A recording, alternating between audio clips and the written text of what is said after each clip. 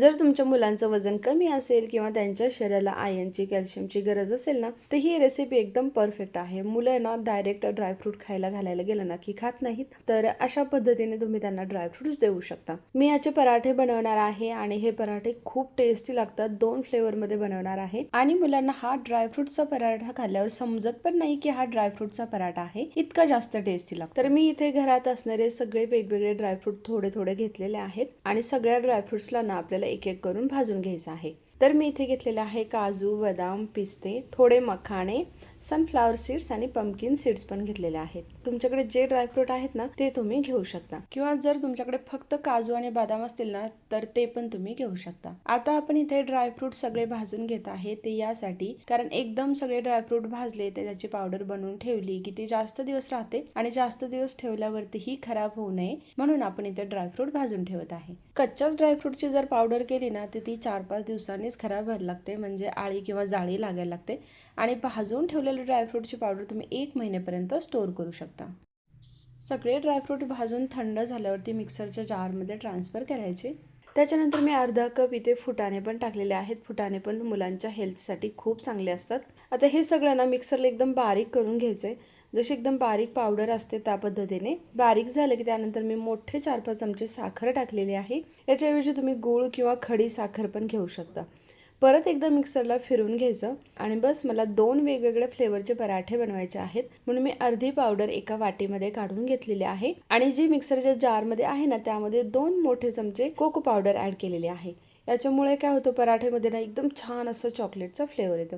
Cocoa powder टाकली की परत एकदा मिक्सरला फिरून घ्यायचं. आता आपण ड्रायफ्रुट्स भाजून घेतलेले होते ना त्यामुळे ह्या दोन्हीही पावडर तुम्ही 1 महिन्यापर्यंत स्टोअर करून ठेवू शकता. आठवड्यातून 2-3 वेळा याचे पराठे देऊ शकता. तर आता मी याचा बनवून दाखवते तुम्हाला पराठा. तर आपण रोजच्या चपातीसाठी जे पीठ मळतो ना त्यातलंच मी पीठ घेतलेलं आहे. एक छोटासा उंडा बनवून घ्यायचा, त्याला वाटीचा शेप द्यायचा, म्हणजे जसं पुरणपोळी करण्यासाठी देतो ना तसा शेप. आता त्यामध्ये चॉकलेट फ्लेवरची 2 ते 3 मोठे चमचे पावडर भरून घेतलेले आहे आणि याला वरून हाताने असं सील करून घ्यायचं, जसं पुरणपोळीचा उंडा आपण सील करतो ना तसंच. आता पीठ लावायचंय आणि थोडासा जाडसर असा पराठा लाटून घ्यायचा आहे.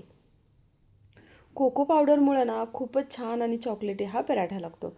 आता अजून एक प्लेन फ्लेवरमध्ये पराठा बनवून दाखवते. तर बस सिंपलसा एक छोटासा बॉल घ्यायचा, त्याला पण वाटीचा शेप द्यायचा आणि जे ड्रायफ्रूट आणि साखरेची पावडर होती ना ती पावडर यामध्ये भरायची, याला पण वरून सील करायचं आणि हा पण पराठा थोडासा जाडसर असा लाटून घ्यायचा. आता यामध्ये साखर असते ना त्यामुळे हे पराठे चिटकू शकतात आणि जर तुम्हाला असं वाटलं ना की पोळी पाटला चिटकायला लागले त्यावेळेस तुम्ही मधून मधून गव्हाचे पीठ पण डस्ट करू शकता. पराठे ना थोडे जाडसरच छान लागतात त्यामुळे थोडेसे जाडसरच मी लाटून घेतलेले आहेत. आता इथे दोन्ही वेगवेगळ्या फ्लेवरचे 2 पराठे मी बनवलेले आहेत आणि आपले पराठे भाजण्यासाठी तयार आहेत. तर गॅसवरती मी एक तवा ठेवलेला आहे. गॅसची फ्लेम आपली मीडियम राहणार आहे. पराठे नेहमी मीडियम फ्लेमवरतीच भाजायचे असतात. तर पराठा तव्यात टाकला की थोडा वेळ असाच सोडायचा आणि एक अर्धा मिनिट नंतर साईड फ्लिप करायची आणि पराठ्याला मी तूप लावून घेतलेलं आहे. जर तुमच्याकडे तूप नसेल ना तर तुम्ही तेलामध्ये पण बनवू शकता, पण मुलांसाठी तूप चांगलं असतं आणि तुपामध्ये बनवलेले पराठे टेस्टी पण लागतात. परत एकदा साईड फ्लिप करायची आणि दुसऱ्या साईडने पण तूप लावून घ्यायचं. आता आपल्याला मीडियम फ्लेमवरती हा पराठा दोन्ही साईडने ना छान असं गोल्डन रंग येईपर्यंत भाजून घ्यायचा आहे. तर बघा पराठा दोन्ही साईडने व्यवस्थित भाजलाय. दोन्ही साईडने असं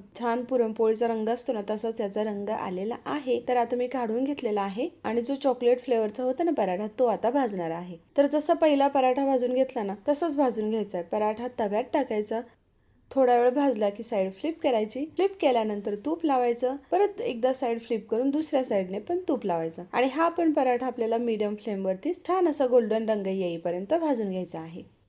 दोन्हीही पराठे खूप छान लागतात. यात ड्रायफ्रूटचा रिचपणा तर आहेच, पण साखरेचा गोडवा आहे आणि चॉकलेटवाला पराठा तर मुलं अगदी खूप आवडीने खातात. ही रेसिपी ना टिफिनसाठी पण खूप छान आहे. जर हा पराठा तुम्ही मुलांच्या टिफिनला दिला ना तर नक्कीच त्या दिवशी डब्बा संपलेला असेल. तर रेसिपी एकदा ना नक्की ट्राय करा. तुमची मुलं पण खूप आवडीने खातील आणि हेल्दी तर आहेच. आणि आवडली ना रेसिपी की लाईक, सबस्क्राईब आणि शेअर करायला विसरू नका.